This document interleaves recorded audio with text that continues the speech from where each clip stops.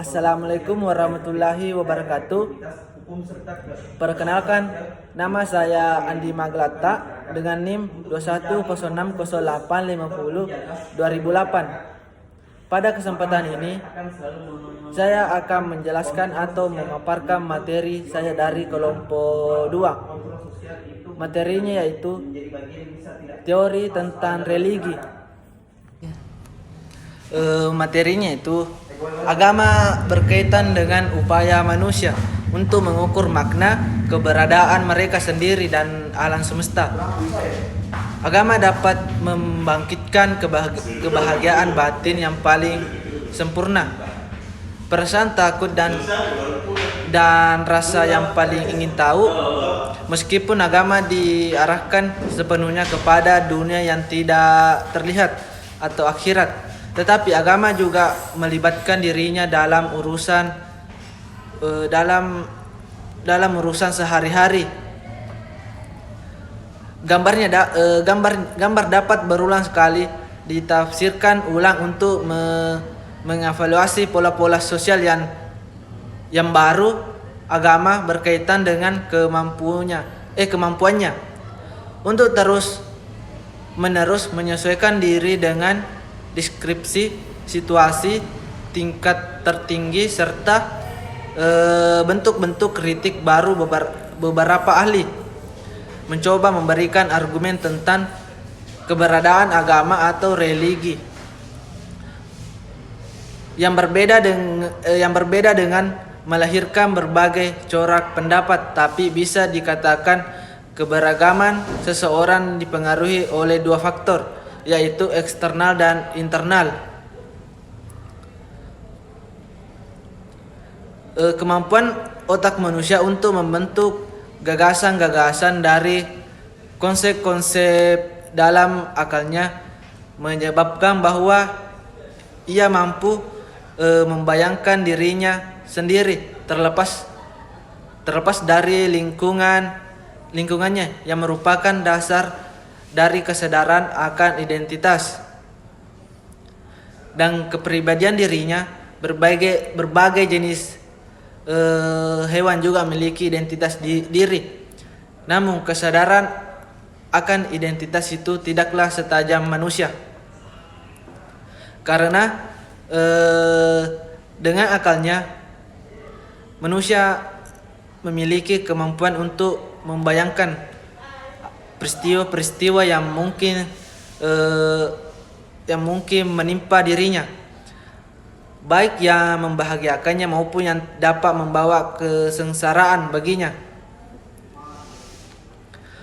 Suatu hal yang paling ditakuti manusia adalah apa yang pasti akan dialaminya, yaitu saat manusia menghadapi maut, yang kemudian merupakan salah satu sebab timbulnya religi atau rasa khawatir. Sekurang-kurangnya ada dua konsep umum yang menerangkan tentang kepercayaan kepada Tuhan atau sesuatu yang dianggap Tuhan, yaitu antara konsep agama dan konsep religi. Sebagai salah seorang tokoh antropologi termuka di Indonesia mengatakan bahwa religi adalah sebagai bagian dari kebudayaan. Dalam banyak hal yang membahas tentang konsep ketuhanan, ia lebih menghindari istilah agama dan lebih menggunakan istilah yang lebih netral, yaitu religi. Ada juga yang berpendirian bahwa suatu sistem religi merupakan suatu agama, tetapi itu hanya berlaku bagi penganutnya saja. Sistem religi Indonesia merupakan agama bagi anggota umat Islam. Sistem religi Hindu Dharma merupakan suatu agama bagi orang Bali. Ada juga pendirian lain yang mengatakan bahwa agama adalah semua sistem religi yang secara resmi diakui oleh negara. Sebenarnya mengatakan bahwa religi adalah bagian dari kebudayaan karena beliau mengacu pada sebagian konsep yang dikembangkan oleh Emil Durkheim mengenai dasar-dasar religi dengan 4 dasar komponen, yaitu 1. Emosi keagamaan sebagai suatu substansi yang menyebabkan manusia menjadi religius. Yang kedua, sistem kepercayaan yang mengandung keyakinan serta bayangan-bayangan manusia tentang sifat-sifat Tuhan atau yang dianggap sebagai Tuhan, serta tentang wujud dari alam gaib atau supranatural. Yang ketiga, sistem upacara religius yang bertujuan mencari hubungan manusia dengan Tuhan, dewa-dewa atau makhluk-makhluk halus yang mendiam alam gaib.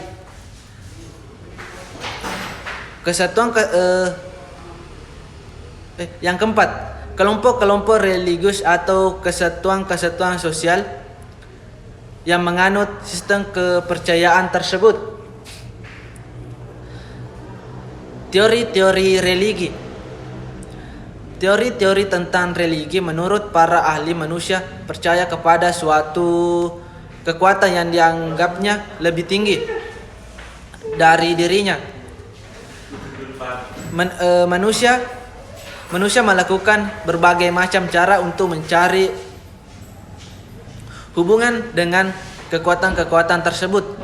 Menurut teori yang terpenting, perilaku manusia bersifat religi karena sebab-sebabnya manusia mulai sadar akan adanya konsep roh atau supranatural.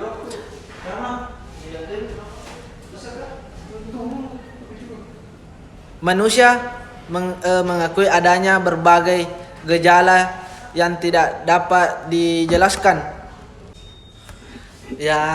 Yang ketiga, keinginan manusia untuk menghadapi berbagai krisis yang senantiasa dialami manusia dalam daur hidupnya. Yang keempat, kejadian-kejadian luar biasa yang dialami manusia di alam sekelilingnya. Yang kelima, adanya kegiatan yaitu emosi berupa rasa kesatuan yang timbul dalam jiwa manusia sebagai warga negara masyarakat.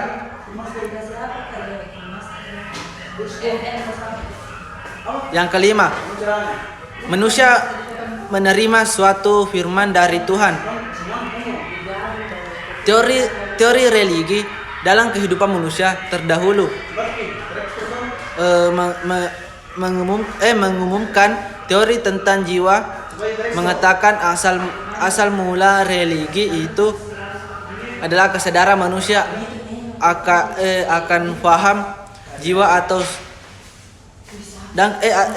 atau kesadaran sendiri. Kesadaran manusia akan paham jika atau di dalam pikirannya sudah terbayang bagaimana caranya untuk mengubah pola pikir untuk menjadi yang lebih baik. Suatu makhluk pada satu saat dapat bergerak-gerak, berbicara, menangis, berlari, dan sebagainya.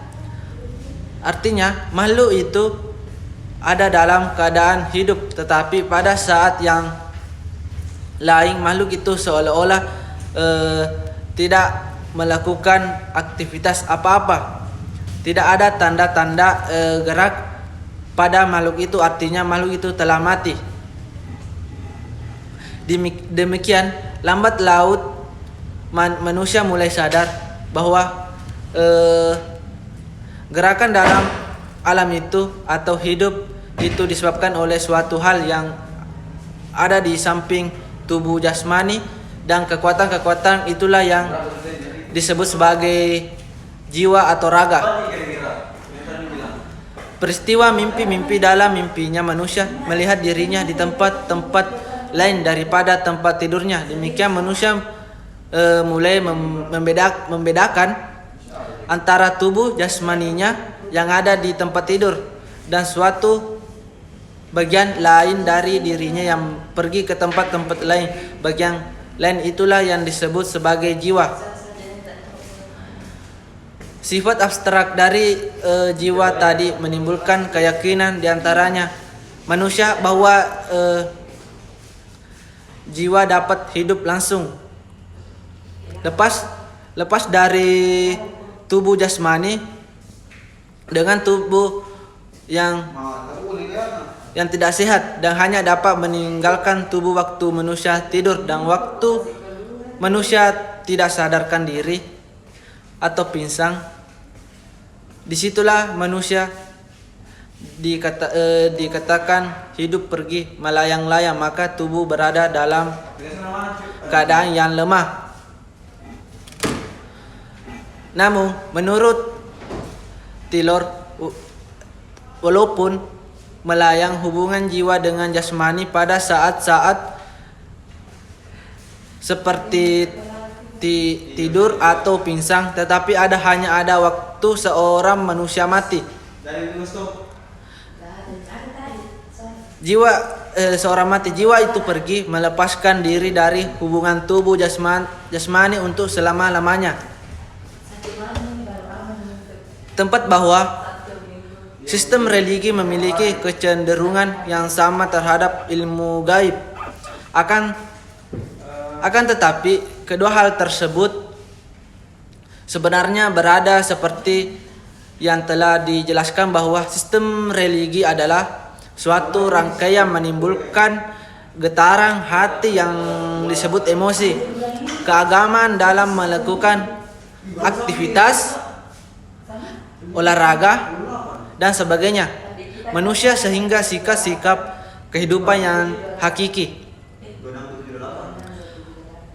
Adanya zat yang maha tinggi di luar batas kemampuan manusia, hal mengakibatkan terdorongnya manusia untuk melakukan kebaikan dengan meyakini konsep yang telah ada pada dirinya masing-masing. Dijelaskan sebelumnya, salah satunya konsep hidup dan mati, sedangkan ilmu gaib itu lebih cenderung meyakini hal-hal yang di luar kemampuan batas manusia sebagai elemen yang dapat memenuhi keinginan manusia sehingga nilai keikhlasan melakukan hal tersebut bersifat fiktif. Meski unsur-unsur ritualnya hampir menyerupai, namun keyakinan yang terbentuk itulah yang menjadi tolak ukur perbedaan di antaranya dan sebagainya. Teori-teori agama pada kehidupan manusia. Kemudian teori-teori lain yang berkenaan dengan asal mula religi itu ada dasar-dasar kepercayaan manusia yang menganggap adanya suatu kekuatan yang lebih tinggi dari manusia dan bentuk-bentuk usaha manusia yang mencari hubungan dengan kekuatan-kekuatan itu telah menjadi perhatian kepada diri sendiri, terutama diri kalangan antropologi. Teori-teori itu mencangkup dalam peristiwa tersebut. Teori religi tentang batas akal ini dikembangkan kepada masing-masing manusia atau kepribadian manusia yang berpedoman bahwa manusia dalam kehidupannya senantiasa memecahkan kepada diri sendiri. Sekian dan terima kasih dari penjelasan atau dari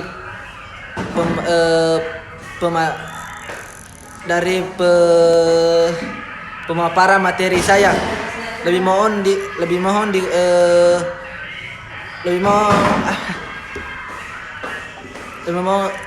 sekian dan terima kasih. Assalamualaikum warahmatullahi wabarakatuh.